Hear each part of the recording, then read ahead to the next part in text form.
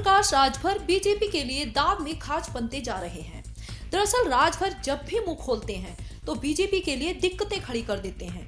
काबिले गौर है कि ओम प्रकाश राजभर बीजेपी सरकार में कैबिनेट मंत्री हैं, बावजूद इसके वो अपनी ही पार्टी में विद्रोह करने से जरा भी नहीं कतरा रहे हैं।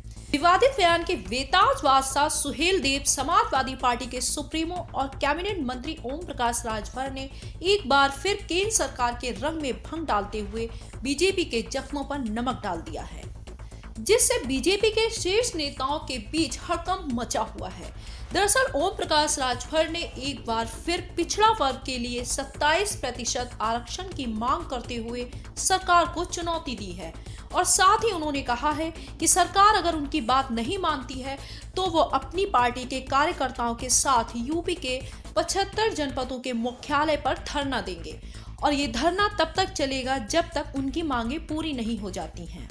इसी क्रम में सुबह सपा कार्यकर्ताओं ने जिला मुख्यालय पर पहुंचकर 27% आरक्षण के लिए क्रमिक अनशन किया। जब तक से हमारी इस गरीबी को आरक्षण में 3 आरक्षण में नहीं बांट दिया जाएगा और हम लोग का हक अधिकार नहीं मिल जाएगा, तब तक से हमारी महिला और माताएं बहने को मैं लेकर के यहीं पर मैं जी जान दे दूंगी। जब तक से हमारी मांगे पूरी नहीं हो जाएगी मैं यहाँ धरना से बैठी ही रहूँ। चंदौली में लोगों का कहना है कि जब तक राजभर सहित 17 पिछड़ी जातियों का हक नहीं दिया जाता तब तक वो धरना जारी रखेंगे। ऐसे में राजभर का ये बयान और बयान के बाद शुरू हुए अनशन ने बीजेपी के शीर्ष नेताओं की दिक्कतें बढ़ा दी हैं, क्योंकि कुछ वक्त में ही लोकसभा चुनाव का शंखनाद हो जाएगा और पार्टी के मंत्री ही पार्टी की बखिया उधेड़ने में लगे हुए हैं। राजभर समाज के साथ साथ जो जितनी अति पिछड़ी जाति हैं, जिनको मारा पीटा दबाया कुचला जा रहा है, उनके हक हिस्से अधिकार के लिए हम लोग धरना दे रहे हैं।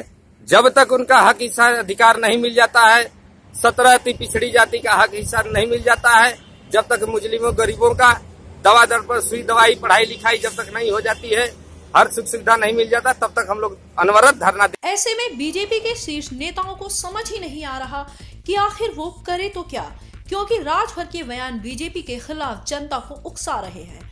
तो वहीं राजभर को अगर पार्टी से निकाल दिया जाता है तो वो कहीं ना कहीं और भी बड़ी दिक्कतें खड़ी कर सकते हैं, क्योंकि चंदौली, गाजीपुर सहित पूर्वांचल में ओम प्रकाश राजभर की पिछड़े वर्गों में एक अच्छी पैठ बनी हुई है, जो कि बीजेपी के लिए फायदेमंद है। चंदौली से एनडीटीवी भारत के लिए अशोक जायसवाल की रिपोर्ट। देश दुनिया की ताज़ा तरीन खबरों से रूबरू होने के लिए सब्सक्राइब कीजिए आपका अपना चैनल एनडीटीवी भारत।